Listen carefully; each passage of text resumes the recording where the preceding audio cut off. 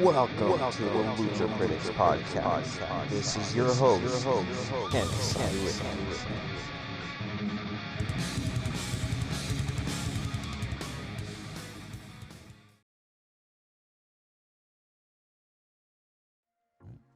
Welcome to another edition of the Lucha Critics, a show where we talk about the world of wrestling. With my friends here, we got Warren. Say what's up, Warren. What's up? Hell yeah. And we also got Josh. Say what's up, Josh. Hello. Every week we talk about the world of professional wrestling. We recap stuff and we give you guys a theme. Before we get into today's theme, we're going to be recapping the shows. So starting off with Raw, Liv, I'm gonna go just hit the quick headlines here, and then we can jump into anything you guys want to talk about. Liv Morgan and Raquel Rodriguez leveled Rhea Ripley and Tiffany Stratton. Interesting. WWE Tag Team Champions Bianca Belair and Jade Cargill defeat Damage Control. War Raiders finally come back and defeat Alpha Academy in a World Tag Team Eliminator tournament. I see Cody Rhodes and Gunther get into an epic confrontation.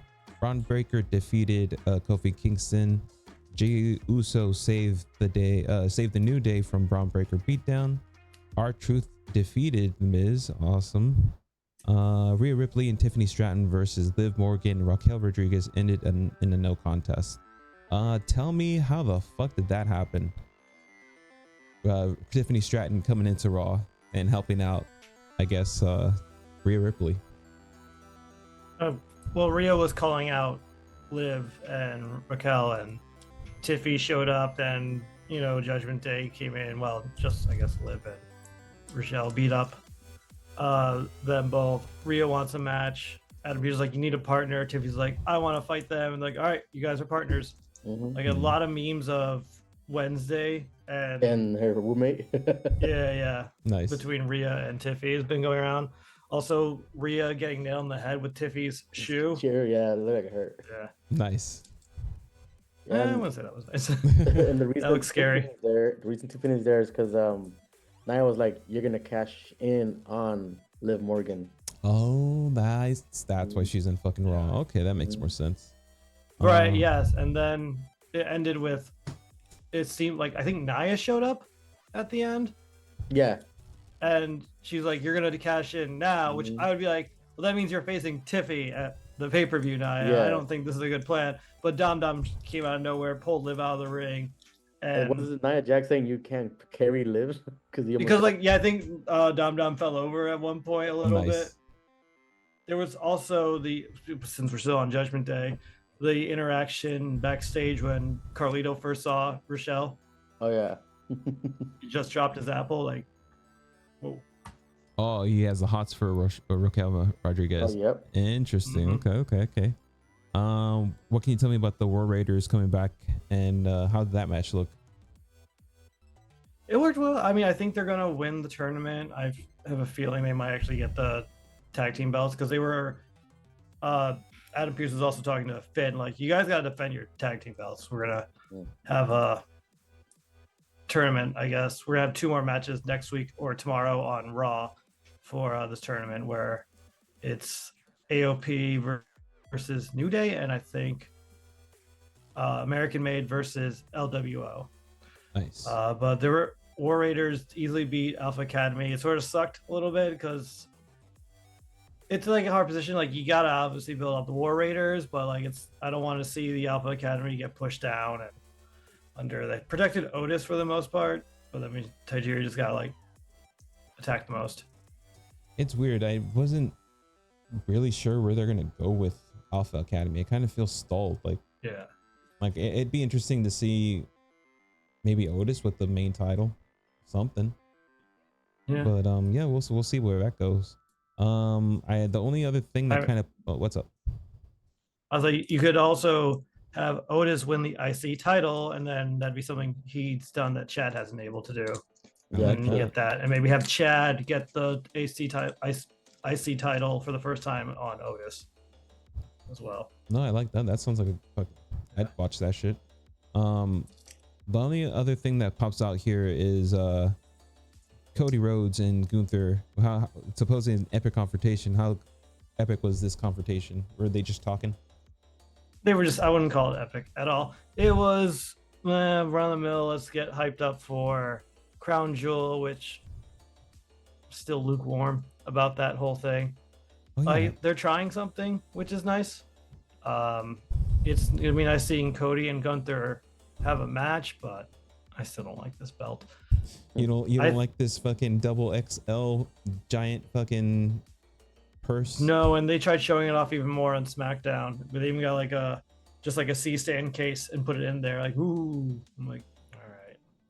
It's over the top. We'll see how it looks in a few years. Maybe they may shrink it down, or maybe just put it in the vault because it didn't work out. How do you guys? I mean, what's up? No, I was just saying we'll see. At least like they're trying something that doesn't feel like it's filler. Like it feels like it sort of matters, which is cool. True. How do you guys feel about the Braun Breaker heel up right now, where he's just kind of going in, trying to go after? Why was he going after the New Day? Because they tried to help Jey Uso last week. When after Jey beat Xavier, he attacked Jey. Kofi came back in. Xavier didn't want to, but then he ended up getting attacked anyway. So now we have Kofi versus Braun, and now we're getting Braun versus Jey next week or tomorrow on Raw. Interesting. I have a feeling that Jay's gonna lose the belt tomorrow. You think so? Yeah, I'll push him back to the bloodline too. Like maybe Solo fucks him over for all we know, or Jacob Fatu. Ooh, interesting. How do you guys feel? Actually, let's go ahead and move on to NXT. Unless there's something I'm missing. What am I missing? You're missing R-Truth and Miz. Oh, thank you. They're clearly the Wyatt family's going after Miz next. Nice. Because they kept flashing during his match. The reason R-Truth got a win because he just did a pull 1, 2, 3 while the Miz was sort of distracted, and he was trying to play it off like we're still friends, but then AOP beat him up. Then Miz went full, basically heel on R-Truth. So is he? So I guess the best way to put Final Testament, they're like the Sith, and they, if you've been a heel before, they'll make you start to turn heelish again. It kind of feels like that's what the whole mystique that they're trying to build against the Final Testament. I mean, yeah, and sort of truth. It's true. Like Karrion did a promo where he's like, "Sure, I never like really won, but everyone after that has turned into what I said they would." True. Like you talked about AJ turning heel, Drew turning heel. Like it was after the rivalry with me that it happened. You see it with Xavier right now. No, it's a good point. I'm kind of interested in seeing how it goes. I've been a fan of fucking Killer Cross before he went into the WWE.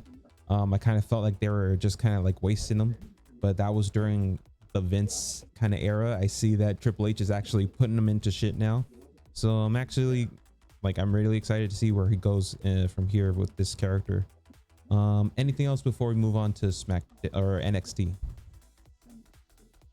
Nope. Cool. Not really. Let's go NXT. All right. Stephanie Valkyrie versus Warren St. Clair. We see Alexis.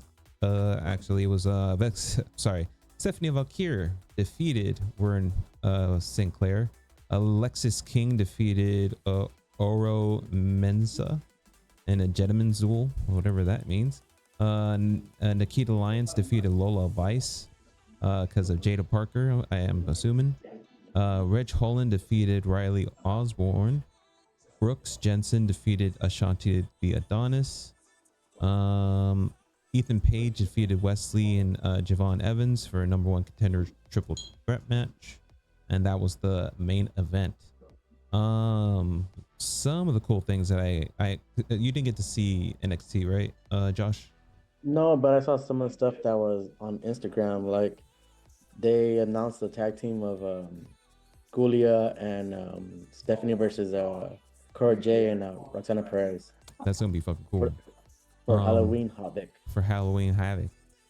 This was basically Stephanie Valkyrie's debut, right? in NXT. Yeah. Her first match. Her first match, yeah. Interesting. I saw her entrance. I really like her entrance. The cool like horn things that they've incorporated into her Titantron thing. It's really cool. Moving on to the other thing that I wanted to talk about was fucking Lola Vice getting defeated against Nikita Lyons because of Jada Parker. I saw that. What is it called? Not what is it called? The clip on Instagram, and I was like, oh shit, okay, I see where this is going. I really need to download that CW fucking app so I can check out this main event, the triple threat versus Wesley, Javon Evans, and Ethan Page. Oh yeah, that was good. That's all the highlights for that. That was pretty good. Yeah, dude. Like I definitely want to check that one out. But let's go ahead and move on to the next. Before we move, What's it up? was also Michaela Leon's returning debut match yesterday. Oh, that's why she was in there. Okay, so this is she's been out for like close to a year. Wow. Her knee, yeah. Yeah, she had a bad injury to her knee. Awesome, good shit. Then let's go ahead and move on to the next, which is SmackDown. Jey Uso confronted Solo Sikoa. DIY defeats the Street Profits and Pretty Deadly to progress in the WWE Tag Team Title #1 Contenders Tournament. Lash Legend defeated Pepper Nevin. Wow, that's wild. Cody invited Gunther to SmackDown next week. Motor City Machine Guns debut. Fuck yeah, defeating A-Town Down Under and Los Garza for that same tag team tournament. Nia Jax and Candice LeRae defeat Bayley and Naomi. Bloodline beat down Roman Reigns and Jimmy Uso. Fucking A. All right, so let me go ahead and just go to the one thing that made me fucking pop. Lash Legend defeating a main roster person. That's big. Fucking this is a team NXT person coming up and just defeating a mainstay. That's pretty fucking cool. Yeah, she basically picked up on her back and dropped her. Damn. It was a good movie. Yeah, they've been pushing those two tag team for like a past like week and a half now, like facing off against the tag team champions, being the reason Damage Control lost on Monday. Aren't they? They're facing Damage Control this NXT, right? It wasn't. I think so. I'm not sure. Yeah. You'd think it would be the Tuesday afterwards, but I guess it was too soon. So they pushed it to this week for that. So Damage Control will be on NXT. But yeah, no, it seems like they're actually getting a legit call up, I guess, but without officially saying it. No, that's dope. I feel like that's the best way to like bring up people that are in your developmental and put them in there, mix them up with people and let them show the audience what they can do. Good shit. Fucking Triple H. DIY defeat. I love that they're moving up. They had amazing tag team matches in NXT way back when, so I'm excited to see what the future holds. It was an interesting like finish because was it Ciampa I think was pinning the same time as Streets Profits, so it seems like who won, but the one Pretty Deadly member that Ciampa pinned was the legal one, so like that's why they won. I thought maybe it was gonna be like they both win and they gotta figure it out, but like no, the ref was like, no, this is the team that won because they're following the rules right now, and interesting. The other one's not. So it was very confusing at first. Very well. What can you tell me about let me just go into Murder City Machine Guns. That's awesome that they actually made the debut. I'm glad that they're in the tournament. I have a feeling they're going to win the tournament, most likely. But I had this thought where it's like, I'm not sure if I talked to Josh about this last episode, but fucking WWE is slowly gaining tag teams that are fucking amazing. They got Motor City Machine Guns. They literally have a year before they can get the full Lucha Brothers tag team in there. They're gonna have one of the best tag teams out there, or at least tag team rosters out there. They still had some their homegrown stuff fucking Street Profits, DIY. I'm excited to see them shake things up with them. But yeah, dude. Let me see I what other. would argue they had tag teams for a while. They just weren't using them. Yeah. Like it's not like Fucking War Raiders. Yeah, and like unfortunately, where the tag team belts right now, they're stuck on Judgment Day. They're Yeah, on the Bloodline. Who are the the Bloodline? I'm like, who are even the SmackDown tag team champions? Yeah. I don't even know. Like they're just not letting the actual tag teams get the belt. It's annoying. Which is like it'll be nice seeing the War Raiders possibly win the Raw. I don't know too much about was it Machine Club? Motor City Machine Guns. Motors, yeah. Like I would argue their package to debut wasn't that great. Ooh. Like I have to look. Like how bad it was bad just here's a car. They're coming soon. Like what's coming soon? I don't know what this team is. I don't know who they are outside of WWE. So like you just see them show up, and like you're expect to cheer for them or know who they are. Like I don't know who they are. Like granted, the match was good. I can see why they're gonna win, but just assuming I know who they are right away, I don't know. I feel like they dropped the ball on that to get you excited. I think that is a correct assessment. I was seeing something online where there was some other person that likes to, at least another content creator that likes to see stuff about wrestling, and they made a good point. It's like they were phoning in cheers for Motor City Machine Guns because the fucking crowd had no idea who the fuck they were. I like the way other organizations do things where they kind of like buy the rights to play highlights of what they can do, where you can just put courtesy of that organization, but it's like it's still WWE. That would have been interesting to see because TNA, I mean, they have a fucking partnership with TNA, so what the fuck? Yeah, that's what I was gonna say. The TNA and them have a good partnership. They get on highlights. They're like, oh, this team came from TNA. You know, they're gonna be here now in WWE. Yeah, they used to mention like how they used to work with like Nick Nolte. I'm like, all right, cool. I guess there's some connection right there, but like I don't know. They had matches with them in TNA. Yeah. Yeah. Fucking A. What can you tell me about the last thing here, which was Bloodline beating down Jimmy and fucking Roman Reigns? Oh, there was also the tag team. Well, there was the tag team match with Nia and Candice, which was I think it was nice seeing Candice on SmackDown and winning over Bailey because like especially I guess she's the new women's speed champion. Can't show the belt, but I guess she's what? Like we're both champions. Like Candice, where's your belt then? Yeah. Oh wow, that's dumb. Why because like apparently well that they do that for the men's speed championship too. It's I think Andreas is that champion. Yeah, I think Andreas, do they even talk about it anymore? They don't care. No one cares about the speed champion. It's a great idea, but it's on Twitter, so no one fucking cares. We can't see highlights unless it's on Twitter. So it's like, well, I guess we're not going to see highlights. But it was just nice seeing her, because she's still like this heel type character. Her and Inde. Is it Inde? Yeah, Indy. Who's her partner? Indy Hartwell. Like, no, I'm like Inde's someone else. Yeah, dude. I'm. It's awesome, like you said. It's awesome to see that she's actually being used in the mix rather than just being a side player that gets fucking clotheslined and thrown out of the ring. She did awesome things in NXT again under Triple H's regime. So yeah, I'm excited to see where they go with her. Anything else before we move on? The opening segment with Jey Uso and the Bloodline. Oh, what can you tell me? How was that? Oh, just know like when Jay came out, Solo told him do your yeet thing, and he allowed Jey Uso to do the whole yeet thing. And then I guess they were just talking back and forth. And Jey Uso told Solo, "Why are you hanging out with Jacob Fatu? You know, there's a reason why we don't hang out with him." Oh shit! What does that mean? I don't know. But and then you know how Jacob does that little prayer thing. He was staring at Jay, and Jay told him, "You better stop staring at me before I super kick you in the face." Damn. Okay, this is gonna be interesting.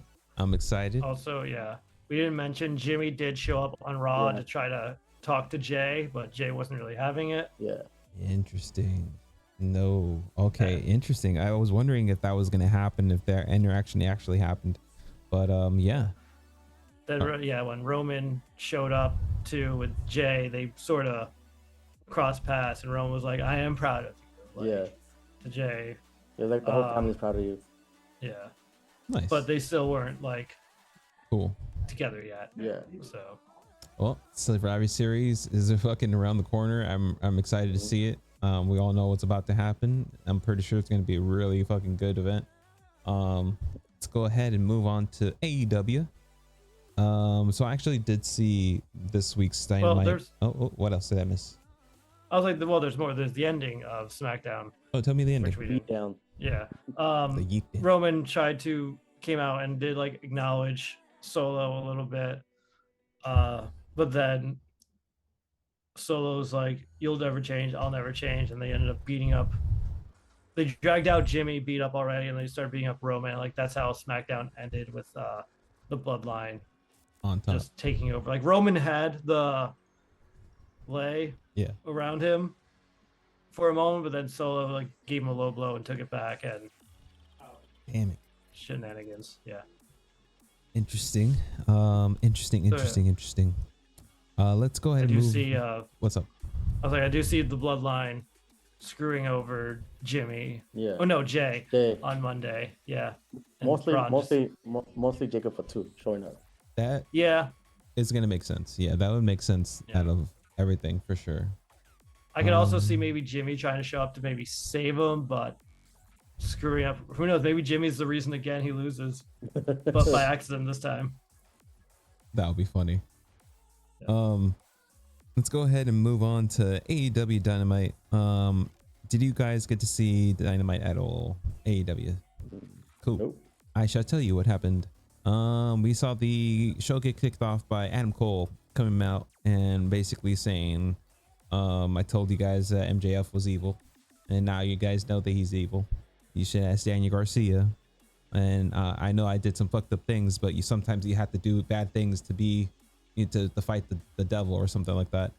So he basically calls out Max to get a beating, and Max is basically saying, I'm not gonna let you have a match with me. I'm gonna keep you like dangling a carrot, your revenge dangling like a carrot in front of you, just to continue playing this mind game that they're playing against each other. So that was one thing. Mark Briscoe is basically allowing Chris Jericho to have another shot at his ROH title, but this time under a ladder war, aka ladder match. So this is going to be next Dynamite. FTR versus Big Bill and the Bad Apple, Brian Keith. Of course, FTR won that one. After which the new LFI come out. New LFI is consisting of Beast Mordos, Duralistico, and I keep forgetting his name, and I'm a fan of his, YK Roosh. And then they have a new manager because Roosh is no longer a part of the Don Callis family. He is now being managed by Jake the Snake Roberts, because he's no longer managing Lance Archer. They did a trade. So interesting things. There's a tag team that's getting hype, or that's getting a push that I'm like not really feeling. They're called the Outrunners. For some reason people like them. They are a throwback, is best way to put, like 80s throwback, early 90s, late 80s throwback type of wrestlers. I'm trying to be like the Rockers, right? Yeah. They're just like, I don't know. It is what it is, you know. Not for me. Let's see here. Oh yeah, we saw a backstage segment with the Acclaimed and Daddy Ass. The Acclaimed is back. They're calling out shots. They're basically saying we're gonna come here and we're gonna take over. MVP and Shelton Benjamin interrupt and basically give Caster. MVP gives Caster his business card, specifically him, and you see Caster put it in his bag, in his like pocket. He doesn't throw it away. So I have a feeling that the Acclaimed might be splitting apart soon. That should be interesting. And to have Max Caster in this new, they keep teasing like different people joining in this new Hurt Business. I'm just gonna keep calling them that until we get some name off of these guys. But yeah, that's Matt Caster might be joining them. TBS Championship, of course, Mercedes Moné versus Queen Laminata. Awesome match. It was, of course, Mercedes Moné getting Queen Laminata and the statement maker made her tap out. After which, let me see here. Oh yeah, we see the private party in the back saying thank you to the fans who were saying that they should have won the titles and all this other stuff. And you see the Young Bucks, they asked for the Young Bucks to meet them in the back so they could to ask for another title shot, and they said that they're never going to get another title shot, and the only way that they could get a title shot is if they put something up. And well, the best way to put it is they're going to put their tag team on the line so that they can get their tag team title shot yet again. That's a great way to give them the title shot, but that's also a great way to split them up. And because of how things have been going, where I see more of a push for one Cassidy more than Mark Quinn, it might happen. It can happen either way. I'm not quite sure exactly how it's going to go down. The Elite and fucking Jack Perry have this segment in the back, and it's Kenny Omega's birthday that Wednesday, and they have this black cake with his name on it, and they do this happy birthday thing, and they throw intestines down because they say, Kenny, you here's some intestines because you got fucking 20 feet, or like I don't know how many feet cut out of your body, so here we got you some intestines. It was pretty disgusting. Also kind of felt like, okay, what was that for? So yeah, trios match. It was the conglomeration, Kyle O'Reilly, Orange Cassidy, and Rocky Romero versus Okada and the Young Bucks. Surprisingly, let's see who won this one. Sorry, 1 second. I thought I saw it. Yeah, I think it was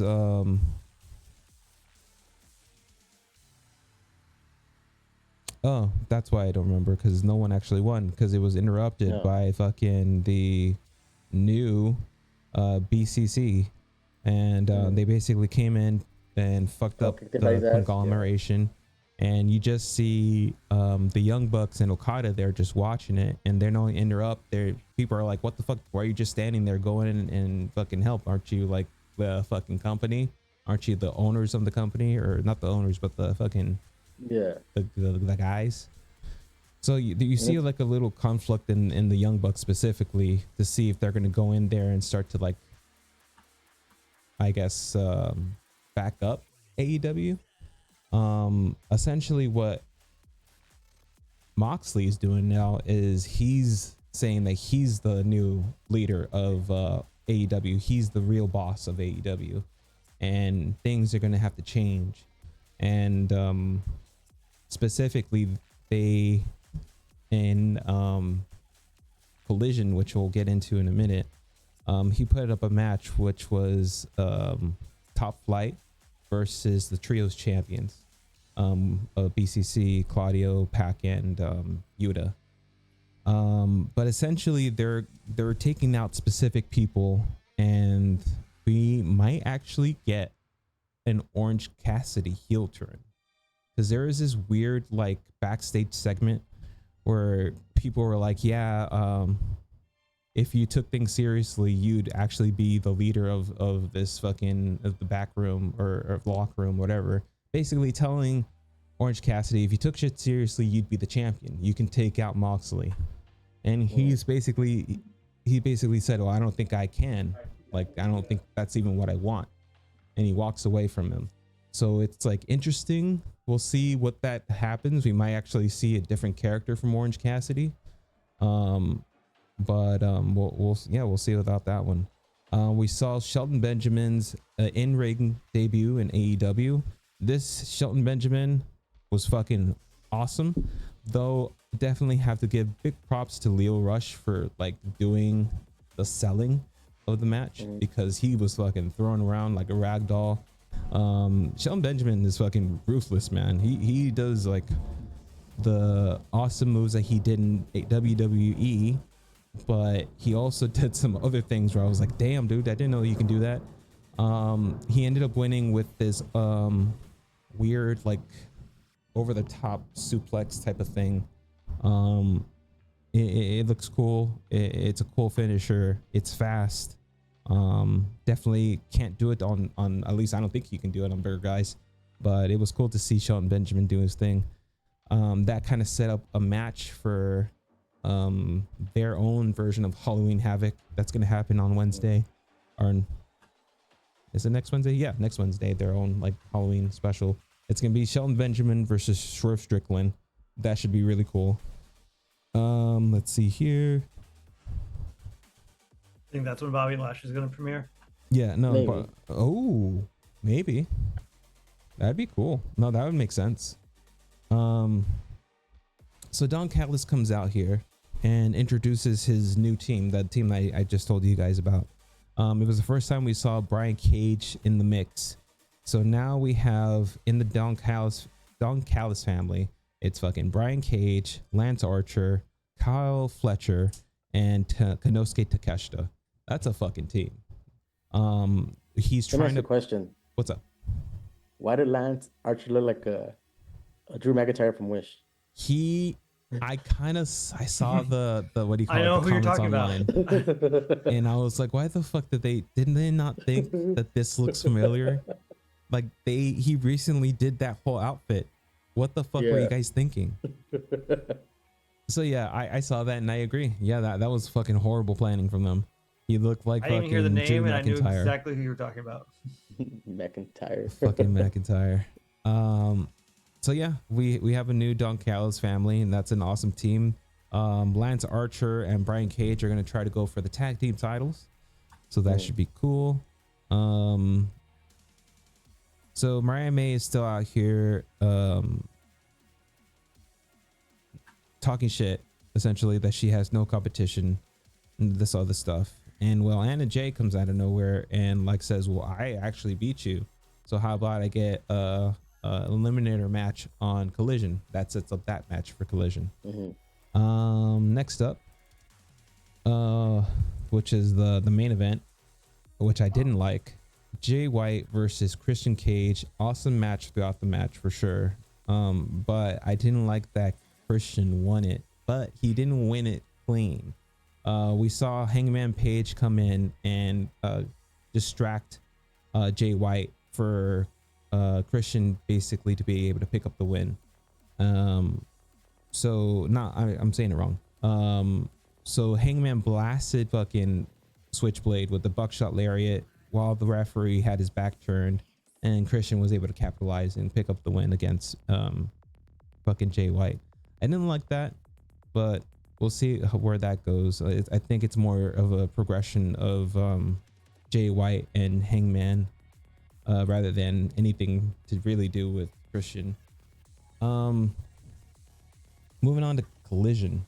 So Oh, we what's have a up? question on the chat. We have a question. Oh shit, thank you, man.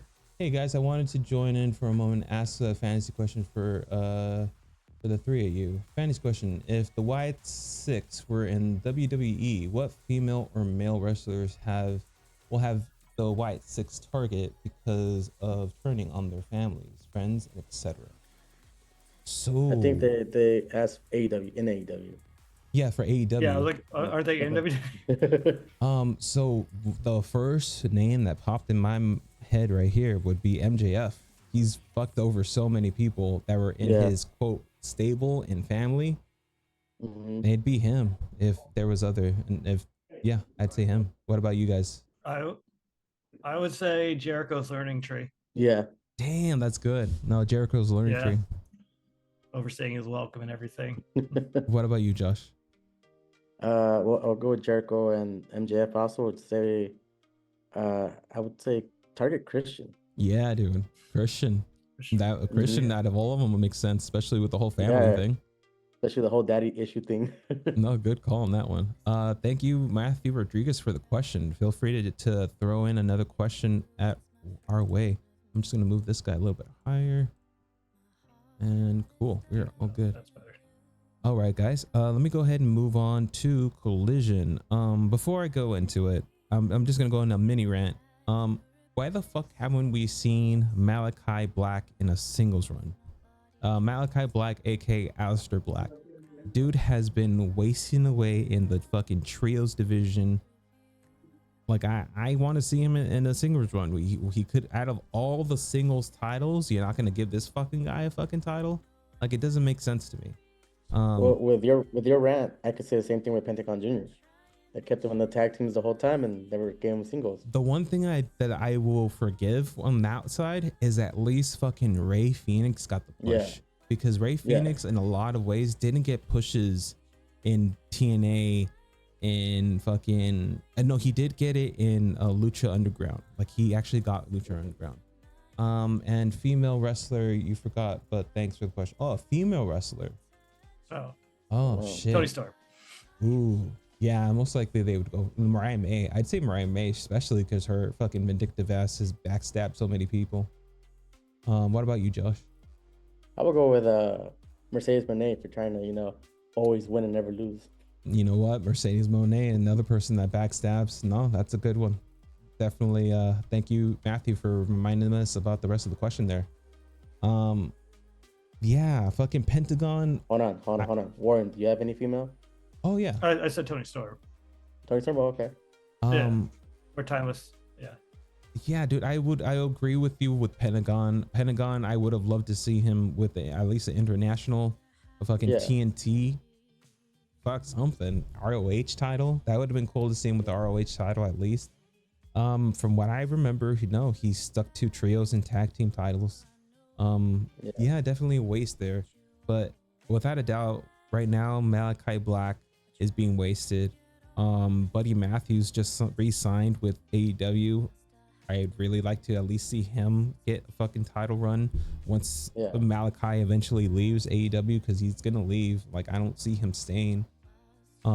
If anything, I see more of a push for Brody King, and that's not necessarily a bad thing, but we have a fucking vet here who has awesome moves. He knows how to sell, knows how to tell a story too. Kind of feel he's being wasted, but we'll move on. We started things off with Ricochet and AR Fox. This is the return from AR Fox. He's been out with an injury. Awesome match. Ricochet ended up picking up that win. Daniel Garcia in the back with Private Party. This is that segment I told you guys where he's back there. You see Cassidy come in. He's like, I don't think I could be that guy, blah blah blah. We saw Chris Statlander versus Harley Cameron. Chris Statlander is in this weird transition where she's kind of like doing like a slow face turn, where you see her like not coming out with Stokely anymore. She's going and beating up the bad guys with like fucking Cameron here. She picked up the win, and she's calling out Mercedes Moné now. So that's probably what's going to be happening soon. She's trying to get her TBS title back.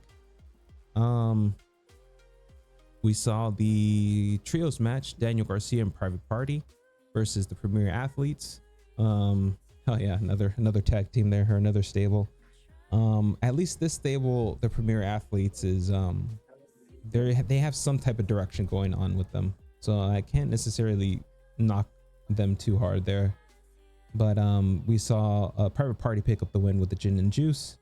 Outrunners versus Leo Rush, Roosh and the Beast Mortis. LFI. LFI of course picked up that win, but before they were getting beat up, the Outliers got beat up. Outrunners, I don't know why the fuck I want to call them the Outliers. You see fucking the fuck are they called again? FTR. I don't know, man, so many abbreviations. You see FTR come in and back up the Outrunners, and they do their signature pose, or they kind of like do this fucking 80s like hand thing. So yeah, moving on to Orange Cassidy versus Bulk Bronson, where you saw Orange Cassidy win quickly with an orange punch because he has a lot on his mind and he's like trying to think things through. And yeah, he just fucking hit him with the one shot and walked away. We saw the return of not the return, but we saw Jamie Hayter come out and take out Brooke Havoc. It was a squash match, but after the squash match, we saw Penelope Ford. I'm not sure if you guys know who Penelope Ford is, but she's been out for at least 2 years now, going through some health stuff. But she's back and she's calling out Jamie Hayter. Excited to see Penelope versus Jamie Hayter. This is a good matchup for sure. That's gonna be coming up soon, hopefully. Then we saw an awesome match between Kyle Fletcher and Atlantis Jr. Atlantis Jr. is from CMLL. He actually beat Kyle Fletcher for the ROH TV title, and that match was really fucking cool. Kyle, of course, picked up the win on this side on AEW, and yeah, that's how that match went down. You heard Don Callis talking shit the whole time, saying that he's better than Will Ospreay, all this other stuff, basically continuing that storyline. Next was the House of Black trios match versus 3 local competitors.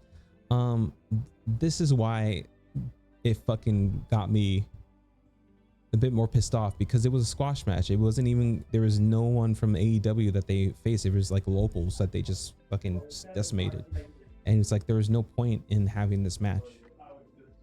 So yeah, that happened. What's up? Oh, No, I said okay. The next match was the AEW World Trios match versus Top Flight and the Bastard Pack, Wheeler Yuta and Claudio Castagnoli. Of course, the BCC beat the fuck out of these guys, and they ended up picking up the win pretty decisively. After the match, they kept going and started beating up on the crew here, on the, what do you call it, Top Flight crew. You see Dark Order come out after they wouldn't stop beating up on them. John Moxley comes out and starts beating up on Dark Order with Marina Shafir. And then you see other people come out and they're just fucking not getting, no one's stopping these guys. Finally, Private Party, Daniel Garcia and Orange Cassidy come out, and that's when they start to finally come out, and that's how that ended right there. So that's how Collision ended. They also had an hour of Battle of the Belts where there's 3 matches and it's all title shots. So the first one was Kazuchika Okada versus the Conglomeration's Kyle O'Reilly. Great match, fucking stiff shots all around. Okada ended up picking up the win over Kyle O'Reilly, of course. You see the, let me see. Hey, okay, so not all of them were tag team or title matches apparently. Fuck, I didn't see that one. You saw the debut tag team of Brian Cage and Lance Archer versus John Cruz and Jack Cartwheel. It was a squash match, of course, because there was these 2 big guys versus these 2 small little guys, and bad times for those guys. We saw the main event, which wasn't a title shot, so I don't know why the fuck they're calling this a goddamn Battle of the Belts, but it was a title eliminator. Mariah May versus Anna Jay. Awesome match. Anna Jay won. I didn't expect that to happen. She gets a title shot in 2 weeks at Collision, so that's how that one ended. Pretty cool. Let's go ahead and move on to the worst wrestling stables in pro wrestling. Now, there are a bunch of them out there. When I was looking up these tag teams in these stables, I was trying to stay out of the WWE, but for some reason, all my picks ended up being just WWE. So we'll just go ahead. I'll go ahead and get things started, and I'll go with the more recent like flop, and that is Retribution. Mustafa Ali being the leader, T-Bar, Mace, Slapjack, and Reckoning. So the team itself, fucking awesome. you had Mercedes Martinez, you had fucking Mitchin, you had what's his name from NXT, and he had awesome matches with Keith Lee. Donovan, yeah, Donovan Majakovic or something like that. Dijakovic. That's Dojak. Thank you, Dojak. Yeah. We had that dude.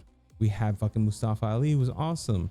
And then there was Mace, who was the guy from Male Models now. I don't know what they're called now, but MBM. Maximum Male Models. Maximum something, yeah. With Rico as manager. With Rico as manager. That's awesome. Fuck me. I love that. When I heard that, I love that. That was all. It was crazy to see him do his thing, come back and do his little segment with Billy. That was pretty funny on the pay-per-view. But yeah,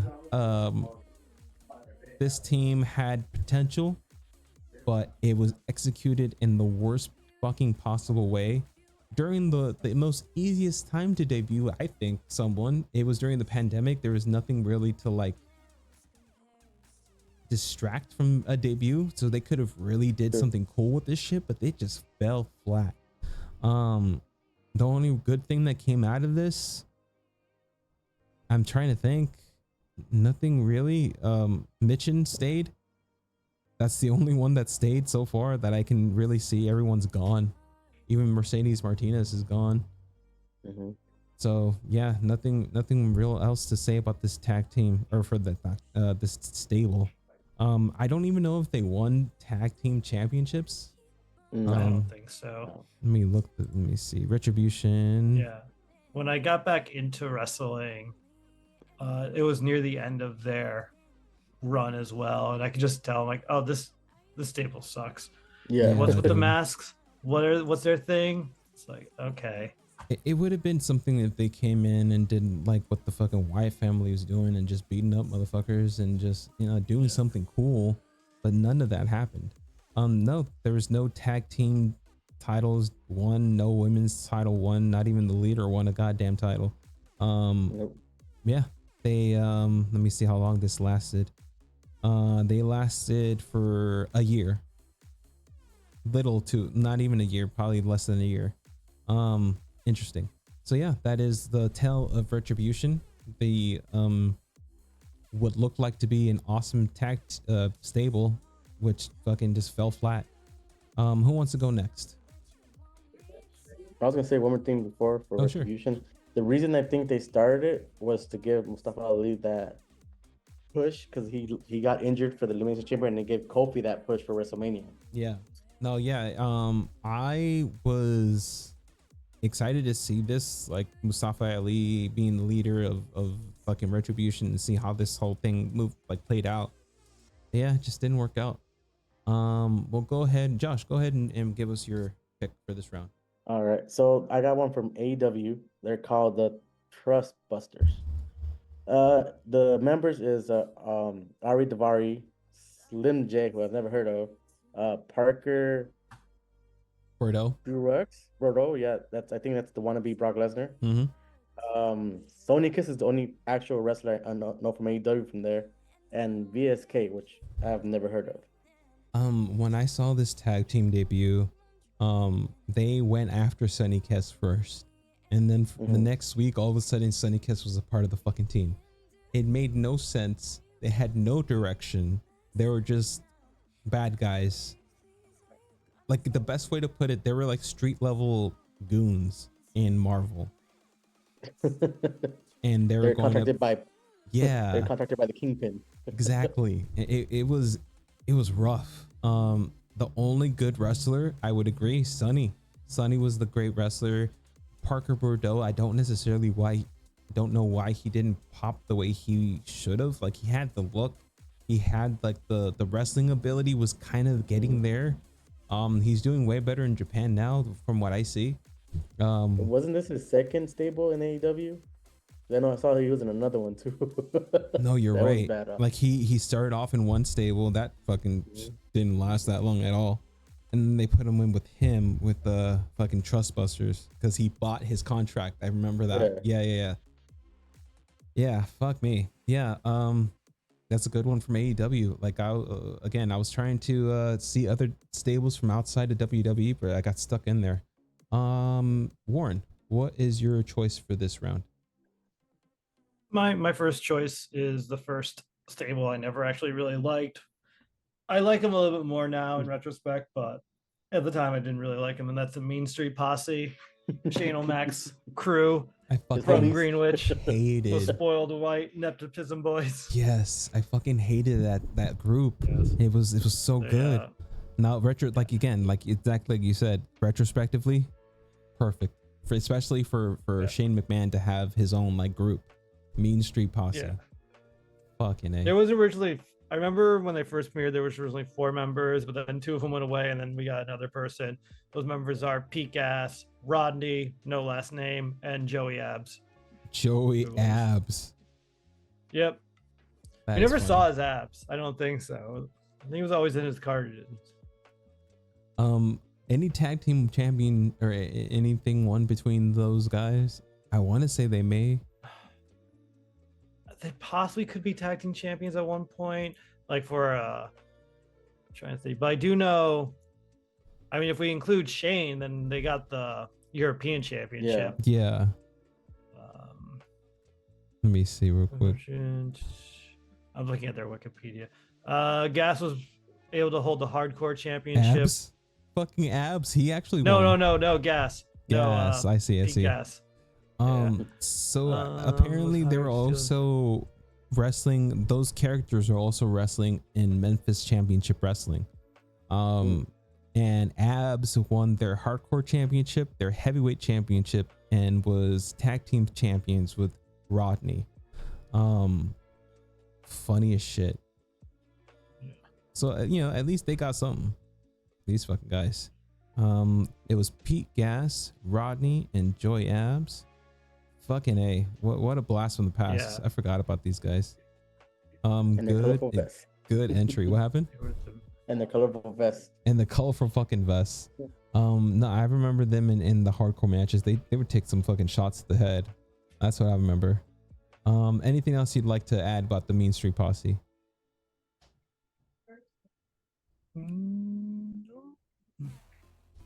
One second. I don't think so. Okay. They screwed over X-Pac. Yeah.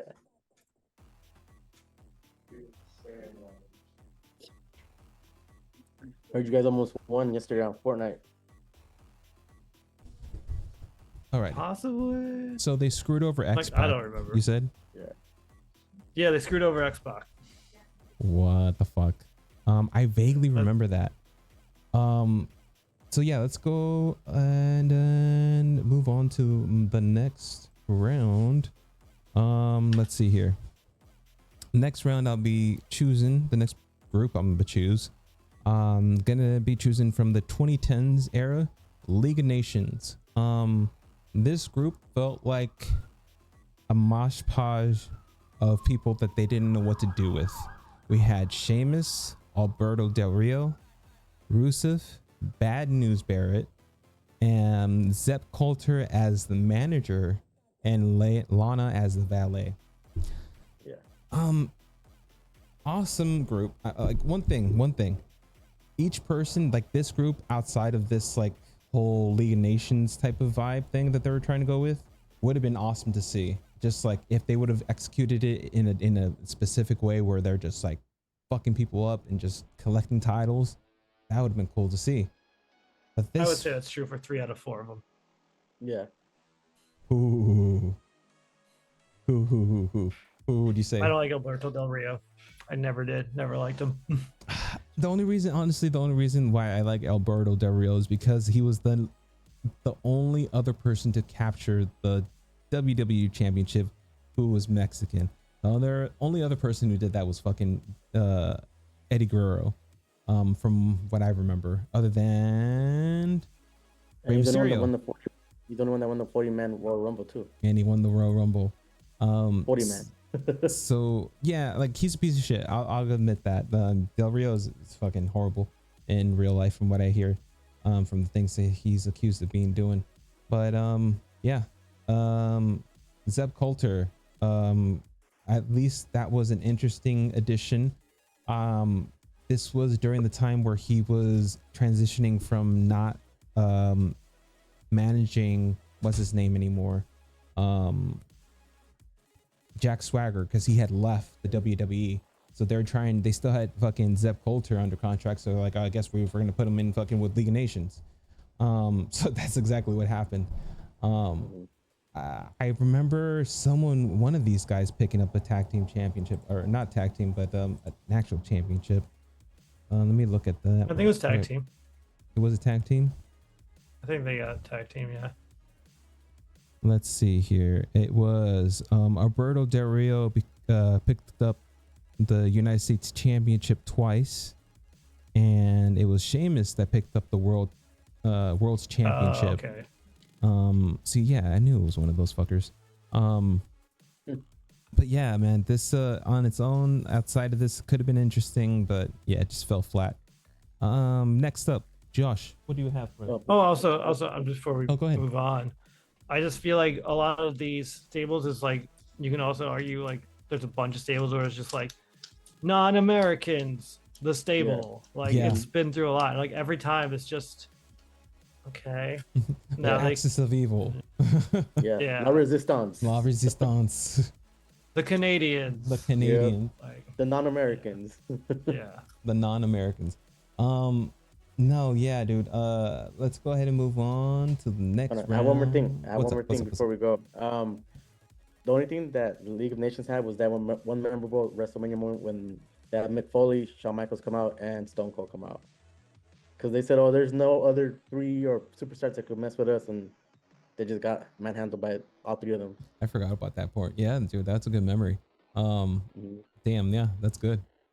Let's move on to your next pick, Josh. Who do you have for this round? So my pick, I would call them Nexus Wannabes 2.3. It's the core, and it had Wade Barrett, Heath Slater, Justin Gabriel, and Ezekiel Jackson. Talk about what the fuck do we do now? This was after, I want to say, the Core 2.0 debuted. No, Nexus 2.0 debuted with CM Punk being its leader, right, and kicking Warren Barrett out of the Nexus. And then he was like, well, I got my own I got my own team now. So yeah, they actually won tag team. So they won the tag team titles 3 times. It was a team of Heath Slater and Justin Gabriel. Cool.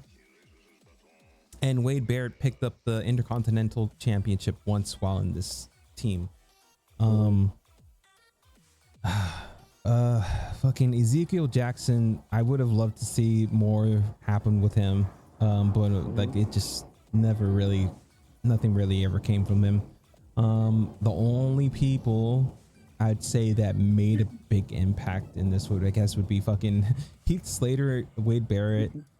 Justin Gabriel ended up getting cut and going and becoming a big star outside of WWE. Honestly, like the stuff that he's done outside, fucking amazing. Ezekiel Jackson, he went to TNA for a while, then kind of just stopped wrestling.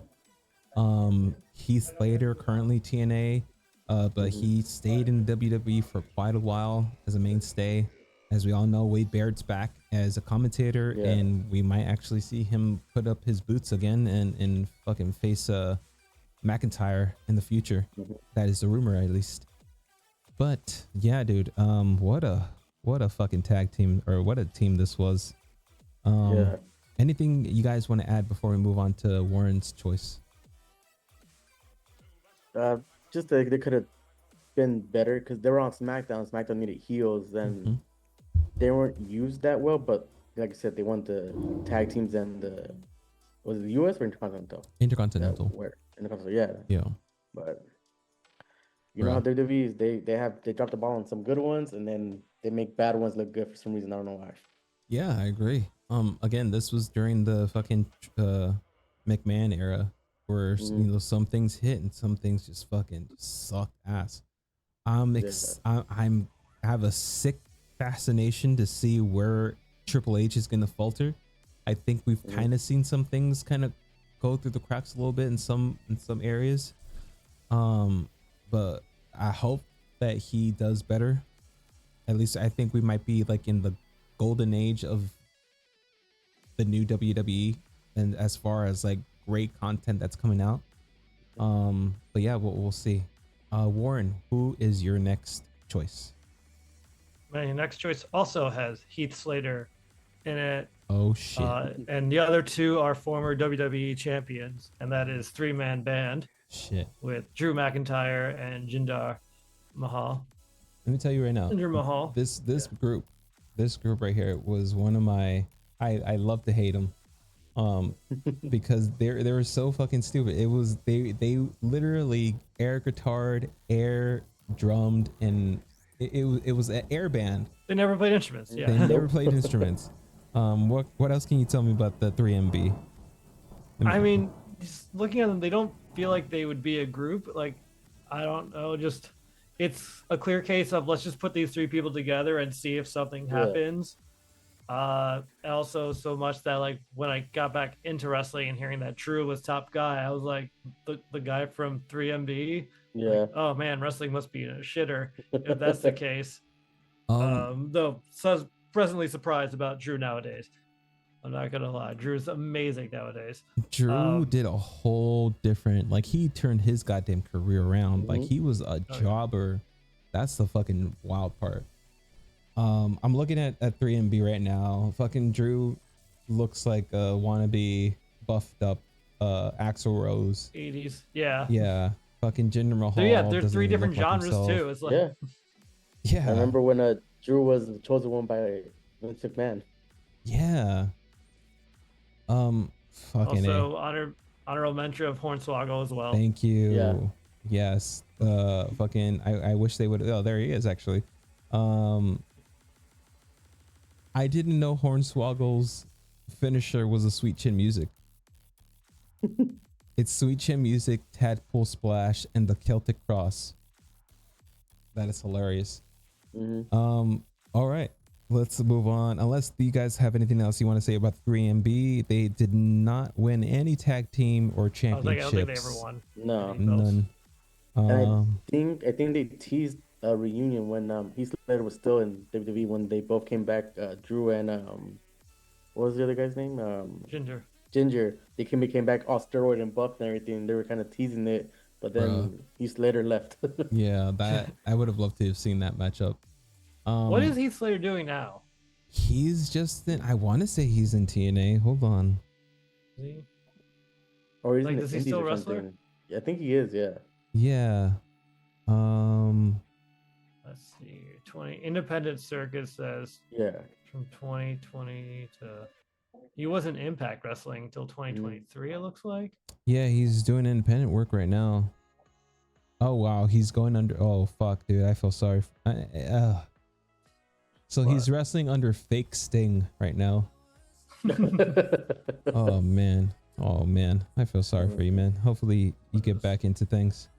And he might be getting the crowd for that, you know. You know what? You might be getting the bag. That's right. You never know. Because there's a blue cane and I think there's a rainbow cane. So Gain, Oh yeah, I seen Rainbow. yeah, Yes, cane. gay Yeah. cane. dude. Yeah, we're gonna have to do an episode on that. But let's go ahead and move on. Unless there's anything else you guys want to add about 3NB. Just one more thing that at least Drew and Jin got world championships after they dismantled the O3 band thing. True.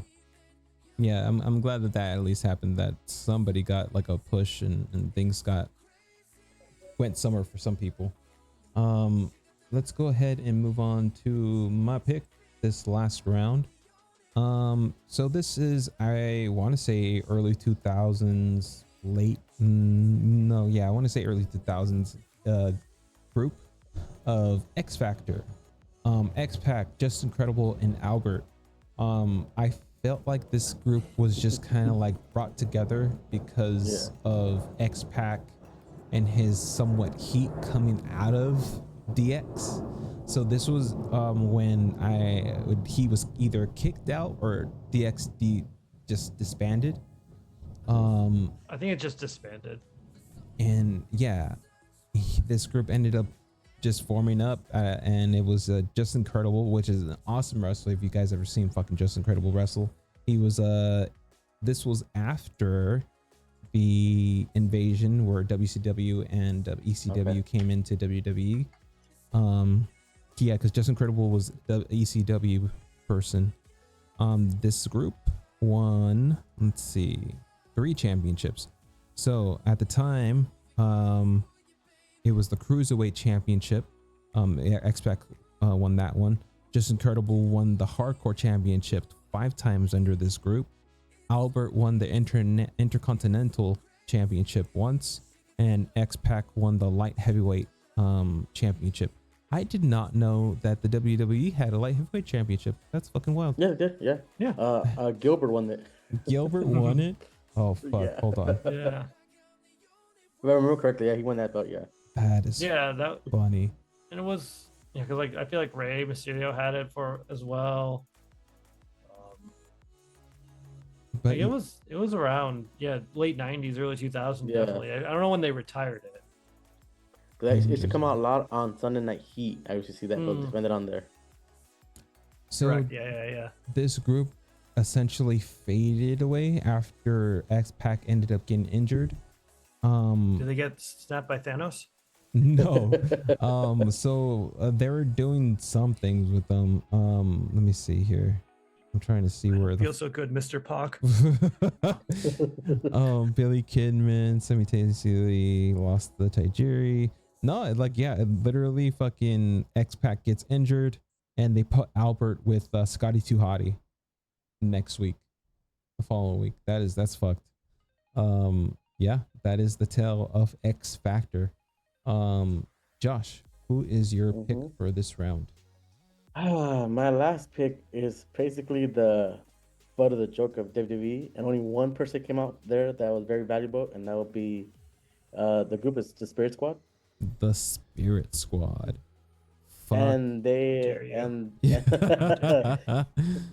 and their squad was basically the members was Kenny, which he had a little run for the Cruiserweight Championship, but I think he won it once or twice, I think.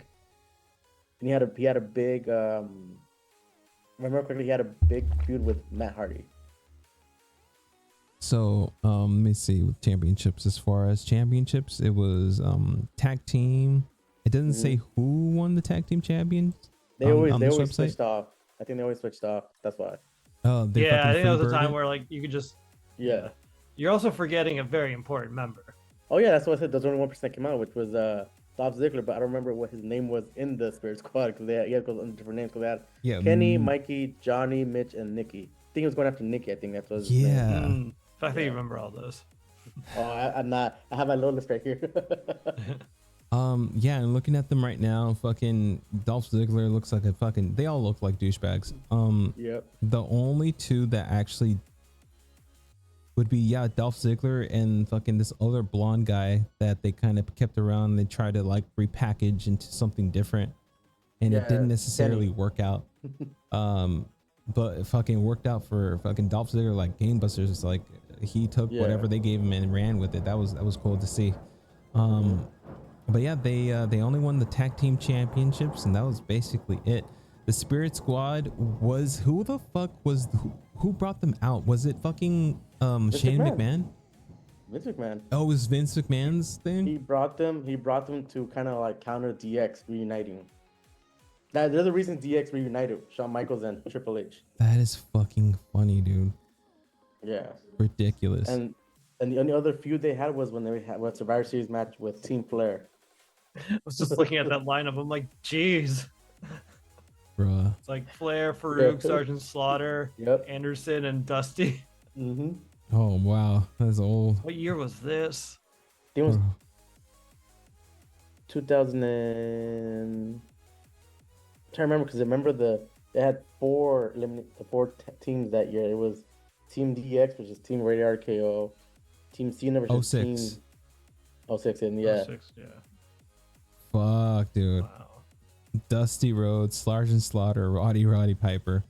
Oh man, rough. Very rough. All right. Anything you guys want to add before we move on to the final pick of the night? No. I'm good. All right, Good. Warren, who is the final stable of the night. The final stable I'm choosing is Pure Fusion Collective. Oh, That's what a Shayna perfect Baszler, way. Zoe Stark, and Sonya Deville. It hurts me for this one because I want to like this Same. stable. I really like all their Yeah. members. I get what they're trying to do, but I feel like this is really one of them that the biggest issue is the name. Like, Yeah. it's just not a good name. Like, Mhm. whenever they say it, I just hate it more. And every week I'm like, no, you're just being too hard on them. And then I just don't care. And I hear that name and I'm just like, Yeah. It's a bowl of words. It's a bowl of Yeah. words that you have to fucking try to say out loud. I would agree with you that the only thing that's holding this group back is their name. Yeah. The team itself, Shayna Baszler, fucking Starks. I keep forgetting her name. Was Zoe it Stark. Zoe Stark? Yeah. And lesbian. I keep Zoe. Sonya Deville. Sonya Deville. Yeah. Dude, those three, awesome. Like that's a team. That's a fucking dope ass team. But the only thing that kind of killed the I guess the momentum would be the fucking name. It would have made more sense to just call them Pure Fusion. I would have been cool with that. Two syllable name. Cool. Yeah, I feel like that would help. I don't think it'd completely solve it. I would feel like, why do they call it Pure Fusion? I feel like it would make sense because of Shayna's like MMA background, and she could have they could have worked that side more. Yeah, dude, it's just. Well, I know Shayna and what's her name? Zoe Stark. Not Zoe Stark. Sonya Deville. Sonya Deville also has an MMA background too. Oh, there you go. They're fucking drunk. Come on, Triple H. All right. Mm-hmm. It was like, it was so nice seeing Sonya back too, and then like oh, she's getting Shayna and Zoe. Like, that'd be a good stable. Like that would be a dominant. Like, I feel like they need to win a title. Yes. At some point to really make it. But I feel like they're just being buried more and more each week now. Yeah, dude. No, this group has potential to be the fucking group in the women's division. They should have came in, taken out the tag team champions, Shayna Baszler, Zoe Stark. Then they could have pushed fucking Sonya Deville to get the title run. Boom. Or even introduce the mid fucking card females, the women's mid card division, and introduce it with Sonya Deville as the champion. That builds that title, builds the group. It writes itself. What the fuck is happening, Triple H? Who knows?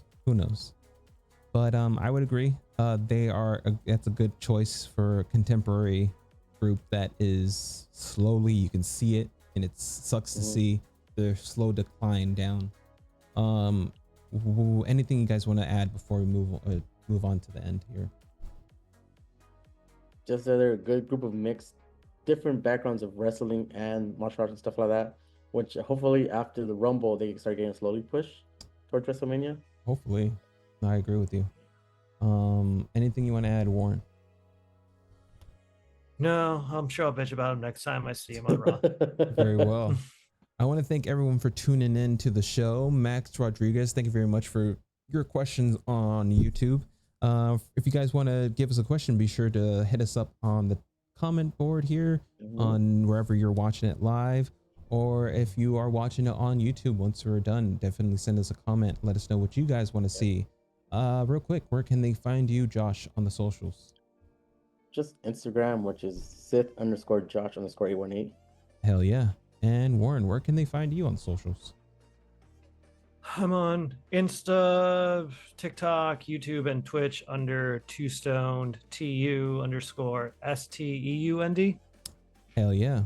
And that's Be sure to follow me on the socials at NSI Rick. You can follow the shows at Not So Intellectual Podcast, Lucha Critics as well. But yeah, be good to yourself and others. See you guys next time. Bye-bye. Oh. Bye-bye. Bye. Be sure to follow me on all the social platforms at NSI Rick. And you can also email the show at notsointellectualpod@gmail.com. See you next time.